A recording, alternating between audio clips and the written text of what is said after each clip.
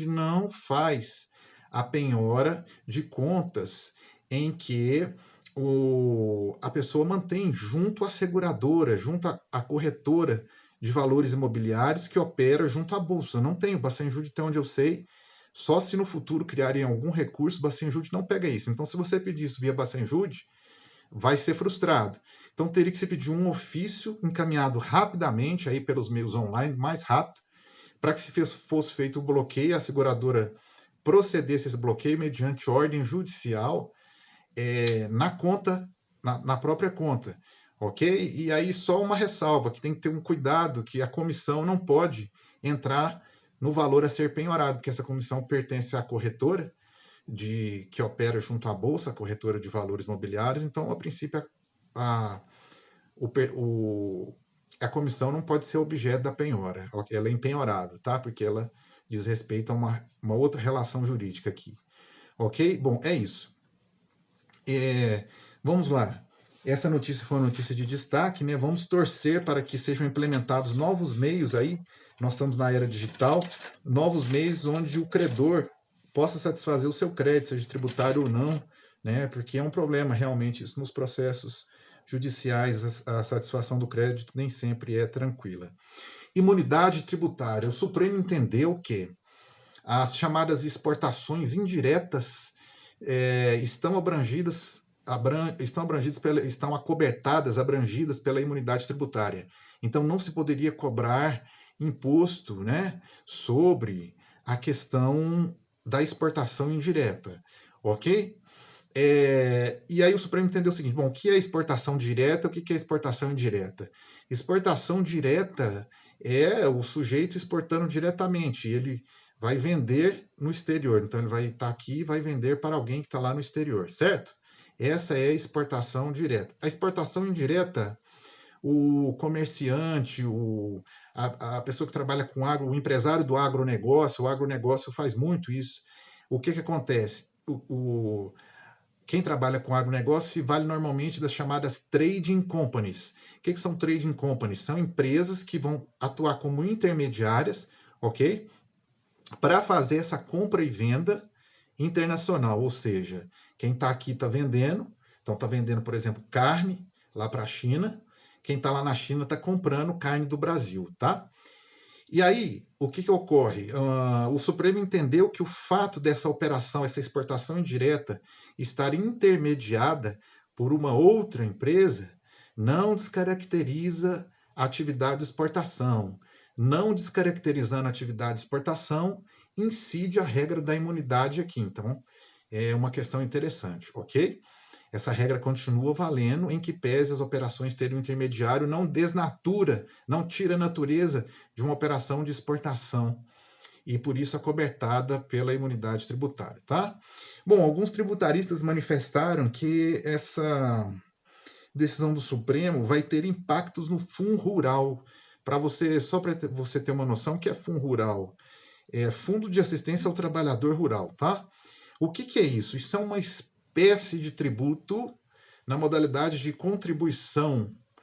E eu não sei se o Supremo chegou a abordar essa questão, e parece que não, porque a imunidade vale para impostos e contribuição, a princípio, seria uma modalidade diferente de tributo, que a princípio não se enquadra como imposto, a não ser que o Supremo entenda que essa contribuição tem uma natureza de imposto. Mas, por enquanto, vamos ter que aguardar o impacto dessa decisão sobre o Fundo Rural. Eu acho um pouco precipitado dizer que agora as autuações referentes a Fundo Rural vai ter que incidir imunidade, porque vamos ter que aguardar o Supremo. Se o Supremo deu essa decisão, o Supremo vai ter que se manifestar sobre isso. Tá? Vamos lá para a nossa notícia aqui de número 7. Perdão, vamos para a nossa notícia de número 6. Essa foi a notícia de número 5. A notícia número 6 diz respeito à tributação de energia solar. Olha, um tema que está rendendo polêmica demais. Ok? Foi apelidada de taxação do sol. Mas como é que é isso, taxação do sol? É sobre a captação de energia solar, tá? A iniciativa partiu da ANEEL. Eu pretendo fazer um vídeo aqui, depois, nesse mesmo canal aqui, mencionando características, aprofundando essa questão.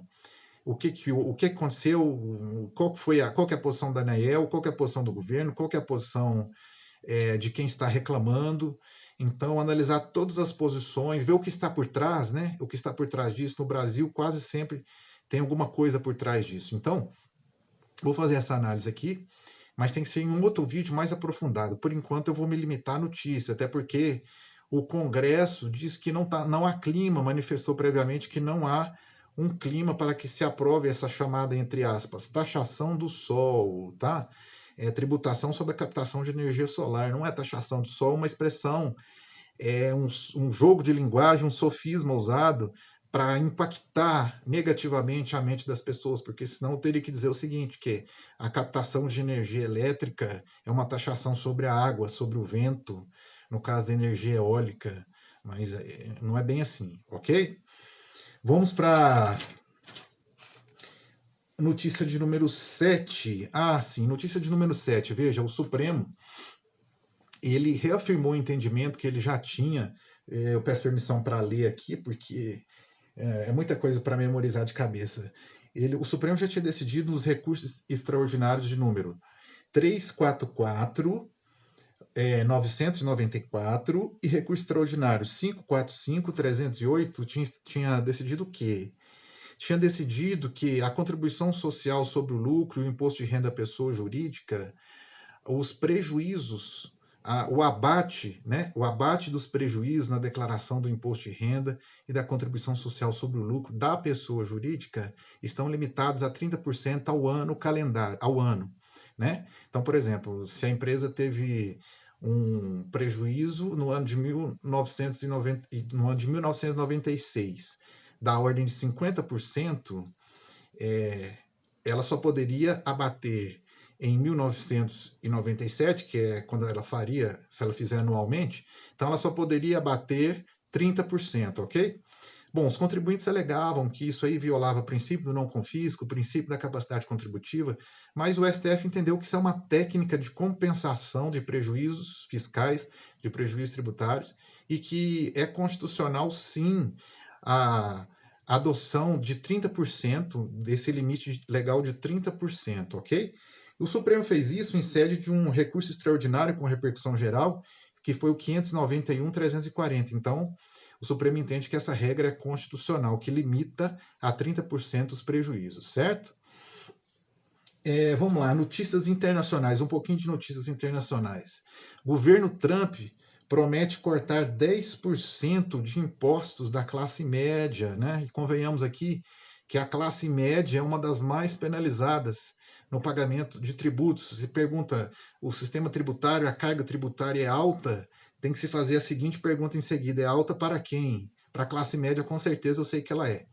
Então, o que acontece? Agora estão dizendo que isso seria para setembro deste ano e que a medida seria de cunho eleitoral, que ele estaria fazendo isso, pelo menos foi o que foi dito na imprensa, para obter a sua reeleição. Tá? Vamos aguardar até lá, é só uma notícia. Aqui ainda não tem nada confirmado, ok? Veja que interessante.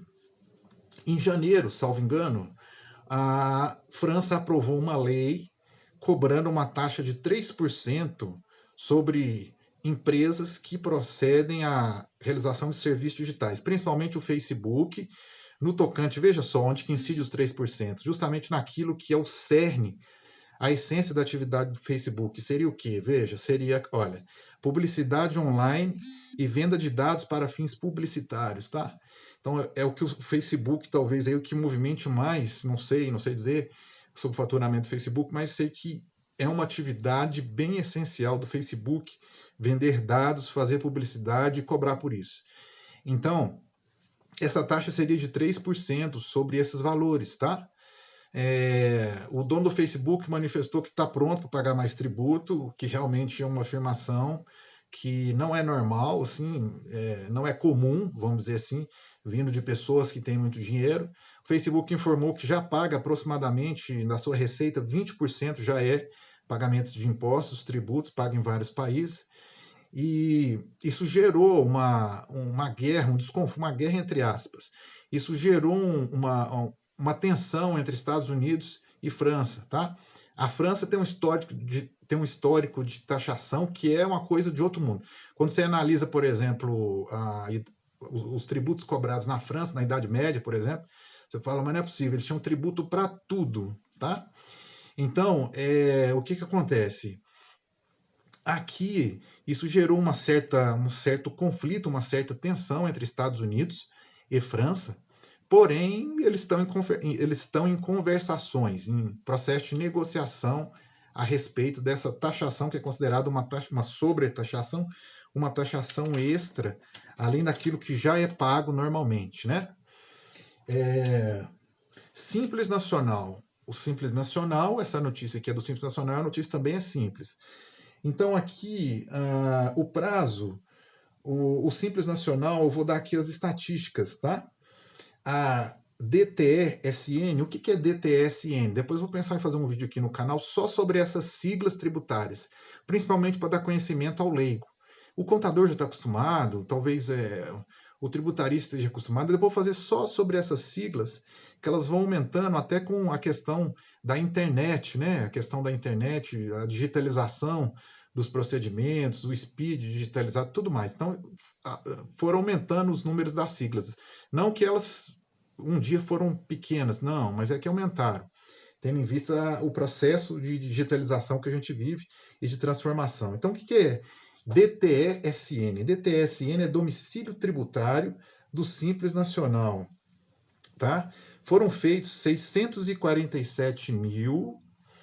Eu vou virar a página aqui para ficar mais fácil a visualização. Foram feitos 677.488 pedidos para ser habilitado para se inscrever no Simples Nacional. Desses, 379.880 deferidos, 54 mil cancelados e 240.235 indeferidos, ou seja, um número de indeferimento bem alto, né?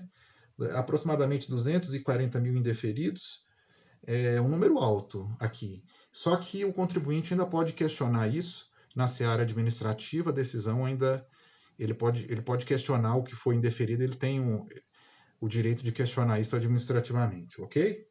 Bom, notícia bem rápida, vamos agora para notícias sobre Recoff e Recoff Speed. Se você quiser saber o que é Recoff e Recoff Speed, acompanhe este canal, tá? No momento oportuno nós vamos falar, aqui eu vou me limitar da notícia.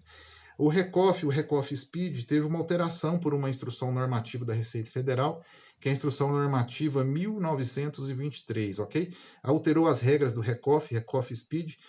Em síntese bem geral, vou fazer depois aqui, acompanhe o canal que você vai saber mais detalhes, é um regime especial de tributação, o Recoff, tá? Nós temos vários regimes especiais de tributação no país, vários.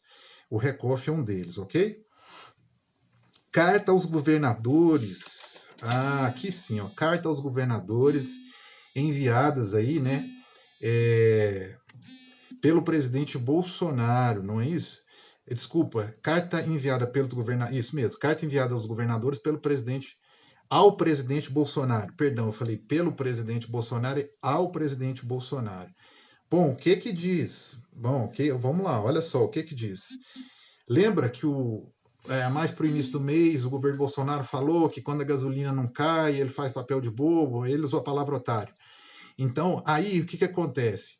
Porque os governadores não baixam o ICMS, os governadores mandaram uma carta, né, protestando e dizendo o seguinte, olha, se for para baixar o tributo, que comece pela União. É basicamente isso que a carta diz, que se baixe PIS, COFINS, CID combustível e depois pelos estados, porque os estados passam por um momento difícil, não pode abrir mão de receita agora, neste momento. Então, uma certa indisposição aí entre governo estadual e governo federal. Ok? Vamos passar aqui para a questão de isenção sobre agrotóxicos. Isenção sobre agrotóxicos, tá? O Supremo Tribunal Federal vai julgar nos próximos dias a questão da isenção sobre agrotóxicos, se prevalece ou não. Os argumentos, é um tema altamente polêmico, ok? Essas isenções dos agrotóxicos aí. Bom, quem defende que a isenção não prevalece, diz que o agrotóxico é um produto que agride a saúde, é um produto prejudicial à saúde, então ele não poderia ter uma isenção. Do outro lado, os empresários do agronegócio dizem, olha, se for retirada a isenção dos agrotóxicos, os alimentos vão passar a custar mais caro. E aí é um problemaço, né? Porque, de um lado, os dois argumentos têm razão. Vamos dizer assim, tem suas razões. Ter aumento de preço de alimento no momento em que está em crise econômica, o país agoniza, é algo extremamente complicado, não é não? Eu acho que é. Então vamos ver como é que o Supremo vai resolver este impasse, tá? Números divergentes para variar, né? As estatísticas no Brasil elas não são às vezes muito confiáveis, então a coisa varia muito. Olha só, o TCU deu o número do TCU que de 2011 a 2016 o governo deixou de arrecadar 6 bilhões 850 milhões com essa questão da isenção dos agrotóxicos. Porém, tem números divergentes que isso vai de 10 a 12 bilhões ao ano. Então, assim, já pulou para quase o dobro, se a gente considera 12 bilhões, né? Uma estimativa que foi feita, eu acredito que esse número deve partir dos empresários do agronegócio, é que a carga tributária subiria sobre esse produto do agrotóxico e seria repassado ao valor, se não integrar uma parte, seria repassado ao valor do alimento. Subiria de 4,5% para 17%. Um aumento bem considerável, que dá aí mais de 3, superior a 3 vezes, né? 4,5 daria aí 12, 13,5. Então daria mais que o triplo do que se paga hoje no agrotóxico, o que realmente poderia implicar realmente num aumento dos produtos alimentícios, porque é uma elevação alta na alíquota da carga tributária e na média do que se paga. Ok? Bom, novas regras sobre o imposto de renda. A Receita Federal ficou de divulgar hoje as novas regras do imposto de renda. Divulgando, nós vamos divulgar aqui também. Eu vou fazer um videozinho específico, tá? Até o horário de gravação desse vídeo, em buscas, em pesquisas, ainda não tinha sido divulgado, ok? Então a Receita Federal ficou de divulgar isso, tá? Eu agradeço, eu vou terminando por aqui este informativo. Agradeço imensamente a sua participação. Agora sim, se você viu o vídeo, se o conteúdo te agrada, se o conteúdo te informa, se o conteúdo traz para você conhecimento tributário de qualidade, se o conteúdo agregou alguma coisa, se você gostou, aí você decide. A decisão é sua, se você vai clicar, se você vai se inscrever no canal ou não, ok? Nós precisamos da sua participação, da sua ajuda.